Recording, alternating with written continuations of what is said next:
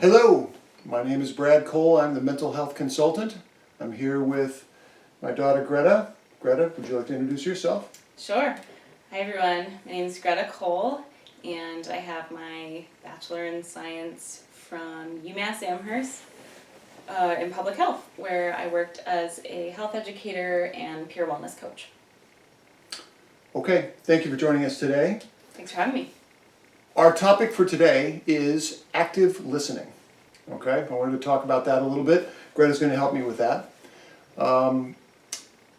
Active listening is a technique which was initially a phrase, I believe, or a term that was coined by Carl Rogers, the famous psychologist, and then picked up and used in a book called Parent Effectiveness Training by Thomas Gordon. I think that was in the 70s, way before your time.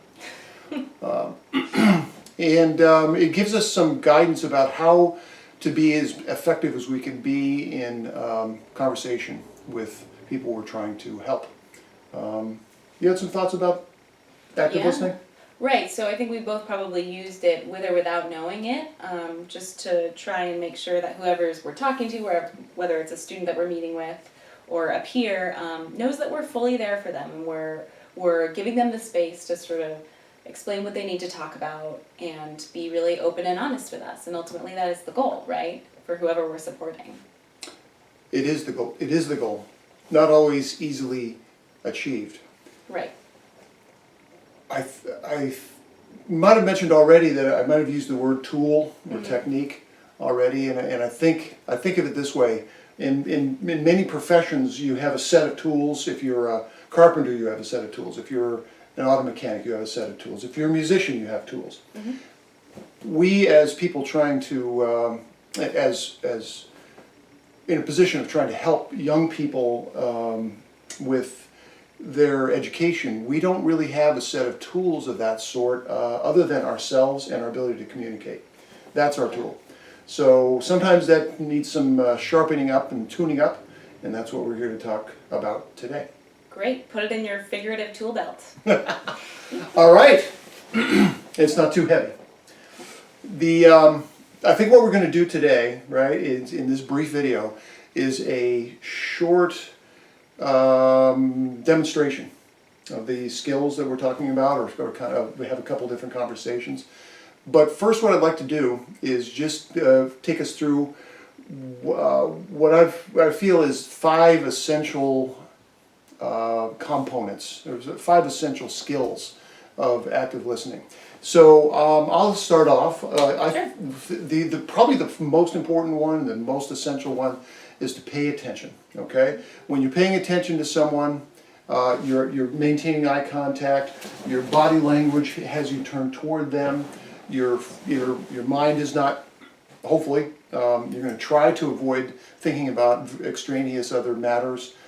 I know how difficult this is in a busy environment that we all work in. There's other students, other staff, there's other things, phones going off, our phone's ringing, your phone is beeping. But what we need to do is try to be as focused as we can be and pay as sustained attention as we can to the person that we're talking to. What's number 2? Number 2 is show that you're listening. So you can do that through your body language. Kind of similar to paying attention, it almost comes naturally. You're turned towards them, your posture is open, which indicates that you're here for them and you're facing them. You're nodding occasionally along with what they're saying, and using these verbal cues that say, I'm listening, which is things like, I see, or, got ya. You know, things like that sometimes come up naturally and sometimes just need to be intentional. Really helpful. That's number 2. Okay. Number 3. Number 3 is to provide feedback. So the kind of feedback we're talking about takes the form of paraphrasing sometimes. So what I hear you saying here is, or clarifying questions. Let me see if I understand what you're talking about here, and asking the person to clarify. And I think it comes pretty much down to that. These are the things which sort of help a person to be clear that you are tuned in and listening to them, and you're trying to get the best possible understanding you can of them. Sometimes we might hear what students say with a certain kind of like attitude of our own, and what we need to do is try to make sure that we're really hearing what they're saying, not some version of what we think of what they're saying. What do you got for 4? So number 4 is defer judgment. So this means, I mean, sometimes what we might think is trying to get to the conclusion as fast as possible will be the best. But ultimately interrupting the speaker with your input or your judgments or what have you won't lead to the goal, which is getting someone to open up and be honest with you. So it's just making sure that the speaker, whoever is talking, finishes their thought completely before you say your piece. And it means just trying to remember that this conversation is not about you, the listener, it's about the speaker. So put all of your judging and conclusions aside and try and focus on the subject. Okay. Let's do number 5. Here we are, number 5. We're at 5. 5 is respond appropriately. What is appropriate? Obviously, this sounds basic. I know this is sometimes difficult. We're going to be as judgment-free, as respectful as we can talking to students. I think that sometimes it's very, very tempting to when you're hearing a student talk about a problem, to jump in with solutions to try to say, well, this is what I think you ought to do. And probably the better way is to try to elicit that from the student you're talking to, right?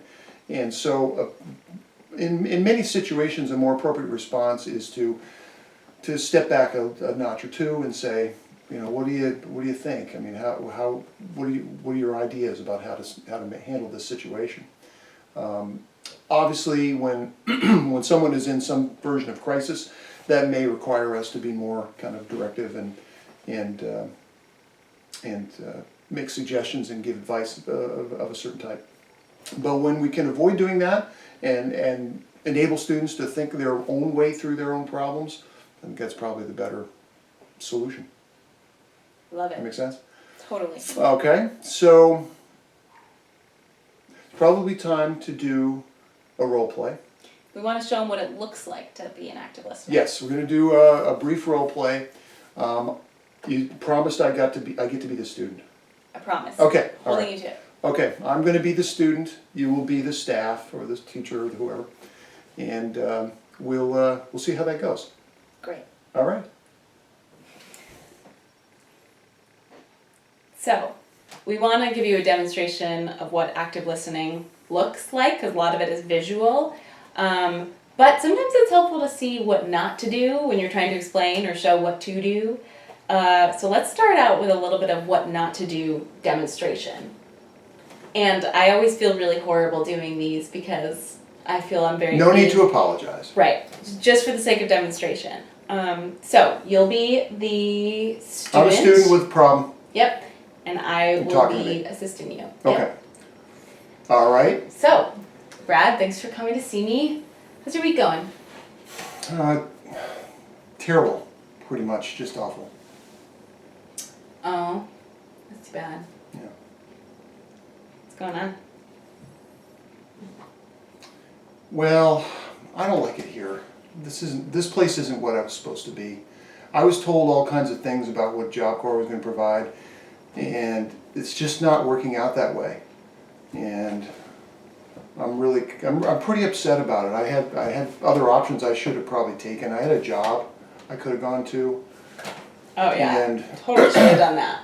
you think? Yeah, what were you thinking? I don't know. I thought it was going to be better. It's really rough. I don't feel like I have any friends either. People are mean. People just aren't very nice. You know. You probably did something like really piss them off, right? That must be why they're not nice to you. Well, I don't think so. All I did was tell this one guy I was talking about some pretty personal stuff, And he was supposed to keep it secret, and it ended up not being secret. He ended up talking about it to these other folks. These people were making fun of me for what I'd said. I didn't understand. I didn't like it, and now nobody talks to me.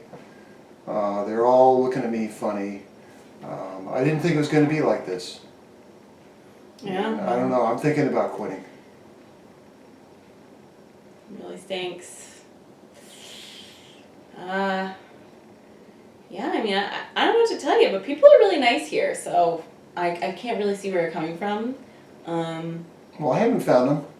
Who's nice? I can't seem to find find anybody. They're always just trying to, give me a hard time. Seems like this might just not be the place for you. So. Why don't we time out there? Okay. I'm sorry. That must have, how did that feel to be the speaker then? Pretty bad. What made you feel pretty bad? Yeah.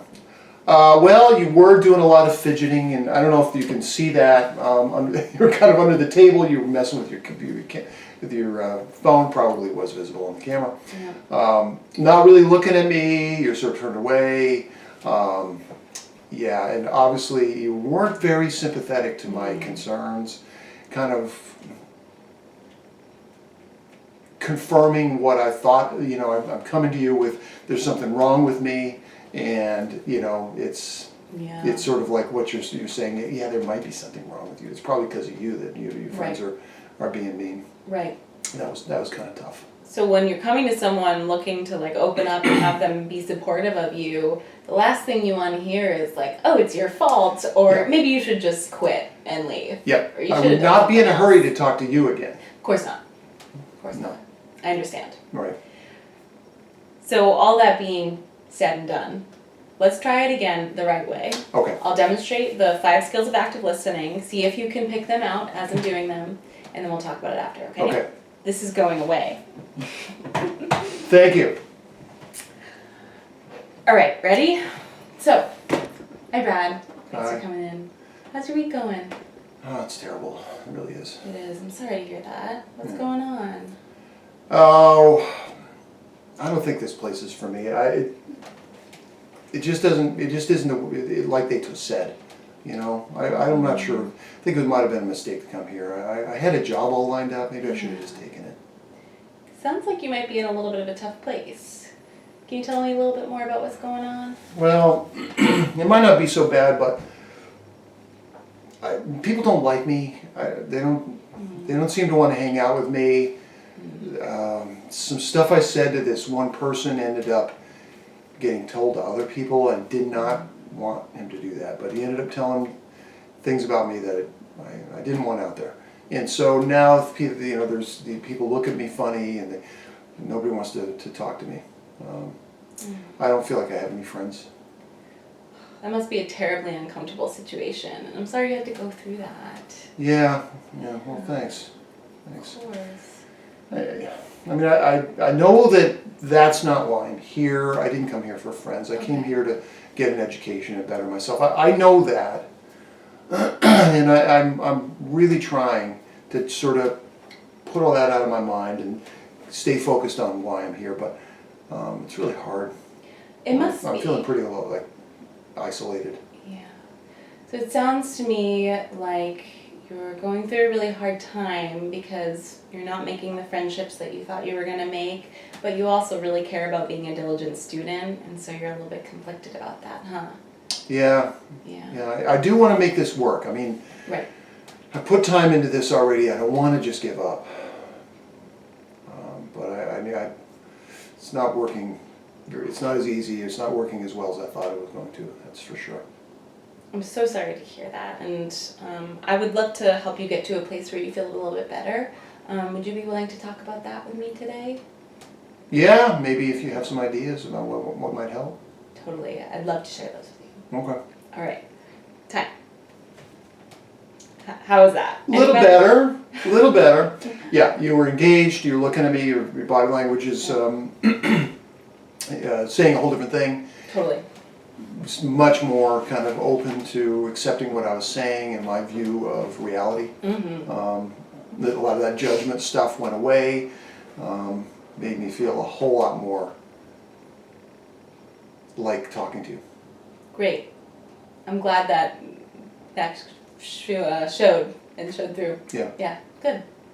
It did. So why don't we kind of sum up those 5 skills that I used in that demonstration just one more time so that it sticks in people's memories.